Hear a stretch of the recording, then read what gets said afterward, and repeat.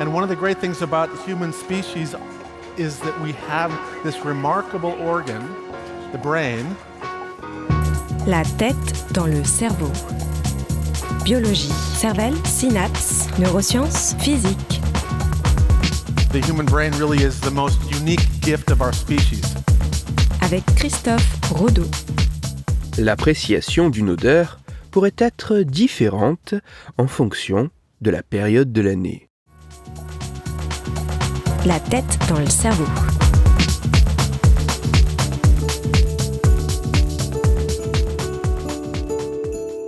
Les odeurs sont en permanence autour de nous. Alors que nous en percevons certaines comme agréables, d'autres, au contraire, nous rebutent totalement.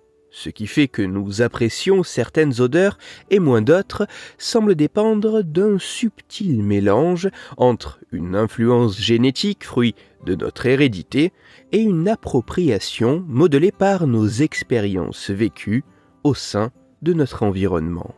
Mais ce n'est pas tout, car l'appréciation d'une odeur pourrait aussi être influencée par le contexte dans lequel elle est sentie.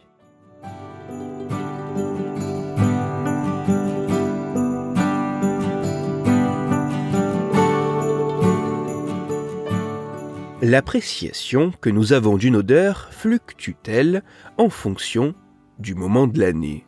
C'est notamment pour répondre à cette question que des chercheuses et chercheurs allemands de l'université de Dresde ont mené une expérience il y a maintenant plusieurs années avec un peu moins d'une centaine de volontaires. Dans les grandes lignes, les participants ont tous dû sentir une douzaine d'odeurs différentes avant notamment d'évaluer l'appréciation plus ou moins agréable provoquée par chacune d'entre elles. La subtilité de cette étude a été qu'environ la moitié des volontaires a effectué l'expérience en pleine période estivale, au cours du mois d'août, alors que l'autre moitié des volontaires a passé cette même expérience dans des conditions identiques, mais quelques jours avant Noël.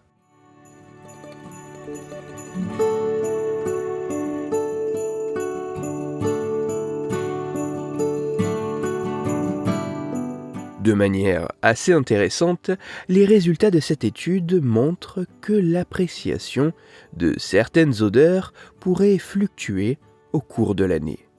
Alors que des odeurs comme le citron ou la menthe poivrée sont perçues de manière assez comparable durant la période estivale ou hivernale, il apparaît que d'autres odeurs comme celle de la cannelle est évaluée comme significativement bien plus agréable à quelques jours de Noël qu'en plein été.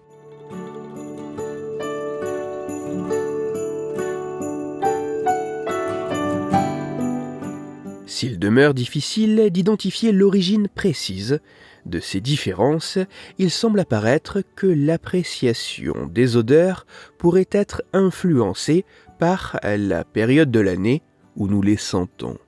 Autrement dit, nous ne trouverions pas les mêmes odeurs aussi agréables tout au long de l'année.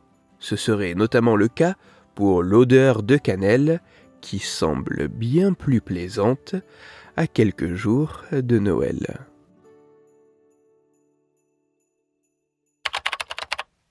Bien qu'intéressants, avant d'être considérés comme solides, ces résultats demandent encore à être approfondis et retrouvés par d'autres scientifiques sur des personnes en plus grand nombre, de cultures plus diversifiées et d'âges plus variés, mais aussi en utilisant d'autres types d'odeurs, ainsi que des évaluations peut-être moins subjectives et à d'autres périodes de l'année. Toutes les références scientifiques m'ayant servi à écrire cette chronique se trouveront sur mon site, Cerveau en argot. Pour approfondir la chronique d'aujourd'hui, je vous renvoie vers un article disponible gratuitement sur Internet. Cet article a pour titre « Avoir du nez, ça s'apprend ». Il est écrit par Joël Ignace et il est à lire sur le site scienceetavenir.fr. Dans cette chronique, il est été question par certains aspects de l'influence des odeurs sur nous. C'est pour cela que je vous renvoie à l'épisode numéro 125 de La tête dans le cerveau. Dans cet épisode, vous découvrirez ou redécouvrirez qu'au moment des achats de fin d'année, certains éléments dans l'environnement et les magasins pourraient modifier et manipuler notre comportement. Pour parler fragrance florale et douce odeur de vin chaud, ou plus sérieusement afin de discuter science et cerveau, vous pouvez me retrouver sur Twitter, @Christophe_Rodo, R-O-D-O, sur la page Facebook de La Tête dans le Cerveau et sur mon blog Cerveau en Ergo. Si vous avez des questions ou des sujets dont vous voudriez que je parle ou des retours à me partager, n'hésitez pas à me le faire savoir directement sur mon compte Twitter, sur la page Facebook ou par mail à l'adresse latettedanslecerveau@gmail.com. Toutes mes chroniques, y compris celles-ci, sont disponibles en réécoute sur mon podcast La Tête dans le Cerveau, à retrouver sur toutes les plateformes de podcast, dont SoundCloud, Deezer, Spotify, Google Podcast, Apple Podcast, mais aussi sur YouTube. Christophe Rodo. La tête dans le cerveau.